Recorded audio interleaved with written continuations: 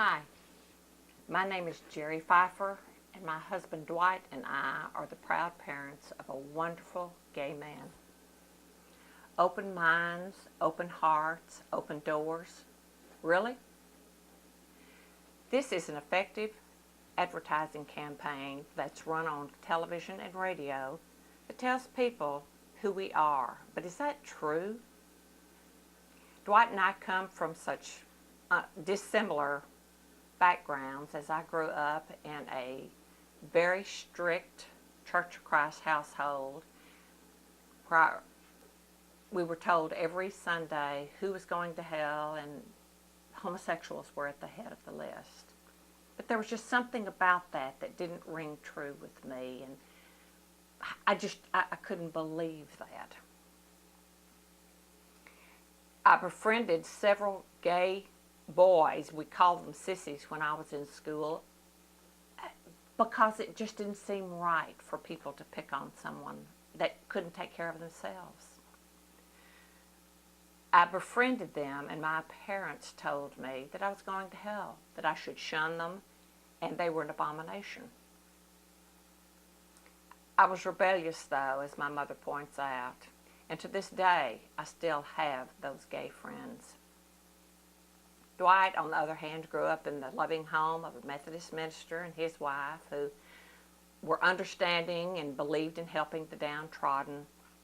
They took a boy in from Dwight's class when they were seniors in high school because his parents were moving out of state, and they didn't want Kenny to miss his senior year in high school.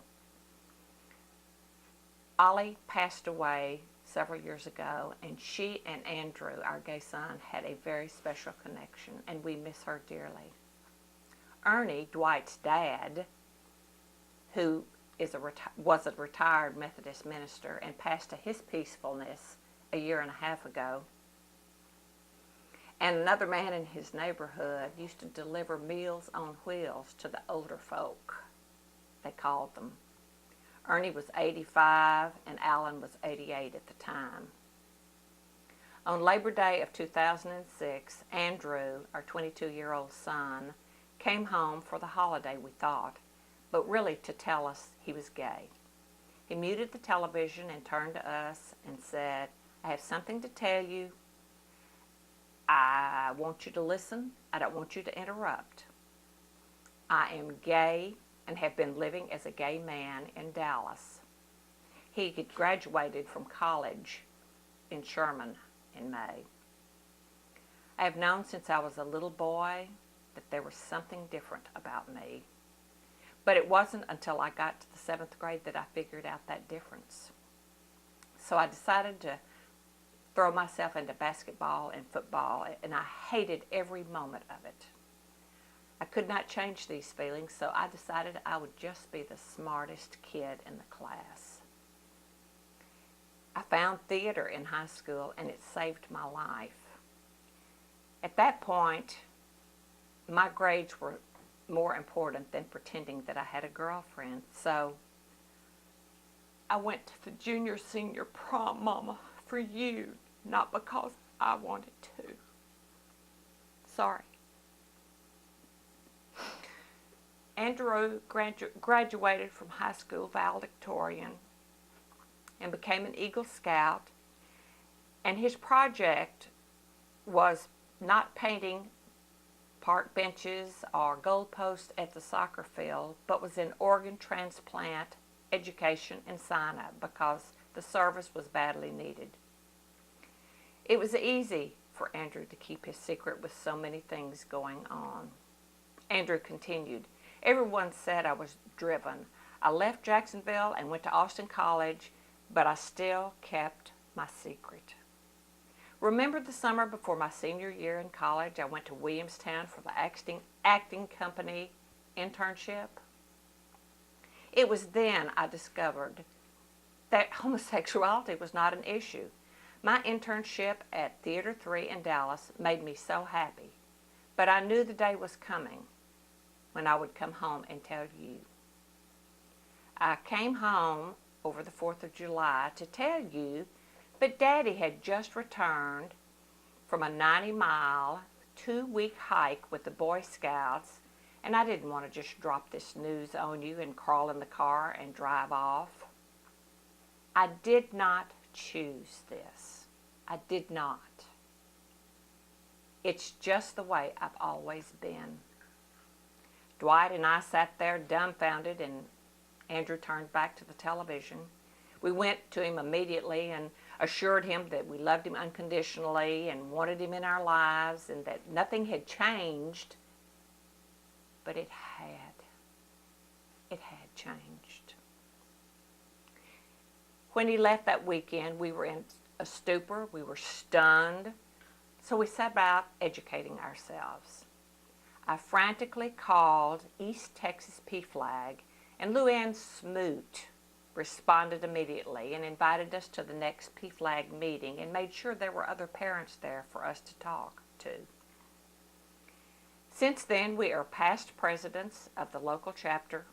We have participated in as many PFLAG events as we could and even protested NARTH, which is the National Association for Research and Therapy of Homosexuality. A few days after Andrew got home, I sent him this email that I would like to read to you. Our dear, sweet, precious Shigley, that's our name for him. We've had a few days to digest and reflect on our new lives. Number 1, we love you unconditionally. Number 2, we want you to be happy. And number 3, you will always be our little boy. We have cried and talked and cried and talked, and we're confused and distracted, and we need to educate ourselves on being the family of a gay child. On Monday, we're going to a PFLAG meeting in Tyler and start the education process. We can never express how proud we are of you for all of your accomplishments and the good, kind, thoughtful person you are. You have blessed our lives in too many ways to count. We can never know the courage it took for you to come home and tell us you were gay. But you have to know that we knew and suspected it. But it's like being pregnant. You have all the symptoms, but until you look at that stick, you just don't know for sure. You will always be our little boy and have a home and a family who supports you in all your decisions. Your very loving family, Mama, Daddy, Adam, Shotzi, and Baby. Andrew's sexuality, like heterosexuals, is just a piece of who he is. He is still the high-achieving, go the extra mile, do the extra work, spiritual Andrew he has always been. We know his road will be harder. He will have to be more careful, and he will often be judged not by the content of his heart or character, but by his sexual orientation. There are nights when I can't sleep. My dreams are of a redneck with a baseball bat who's tried to hurt or kill him, and days of depression, the loss of my dreams for Andrew, my expectations for Andrew. But then I remember those are my dreams and my expectations, not Andrew's. In the play Wicked, there's a song, and it says, I have heard it said that people come into our lives for a reason, bringing something we must learn, and we are led to those who help us most to grow if we let them, and we help them in return.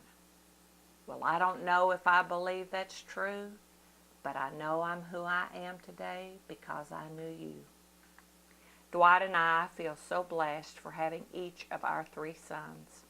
However, we feel very strongly that when God made Andrew, he asked himself who he could give this exceptional child to. We're so thrilled he chose us. I am friends of a grandmother of a young man who left the Baptist church where he was reared and came to the Methodist church because he saw on television the commercial, Open Minds, Open Hearts, Open Doors. And he thought he had found a place with us. Being a very faithful and believing young person, he went to our minister to see about going to Perkins at SMU and preaching. He was told that was not possible because he was gay. Breaking the silence is so very important to Andrew and this young man and millions of others, because when we walk into the Methodist church or we tell people we're Methodist or Christians, we're not being truthful about our openness.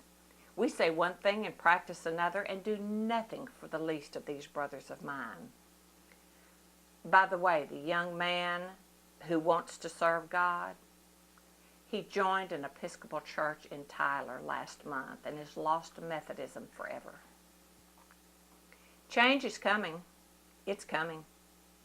Do we all have to die with the hope that one day someone will take a stand of inclusion before our sons and daughters are accepted into a church that proclaims on television and radio open minds, open hearts, open doors? Thank you for your time.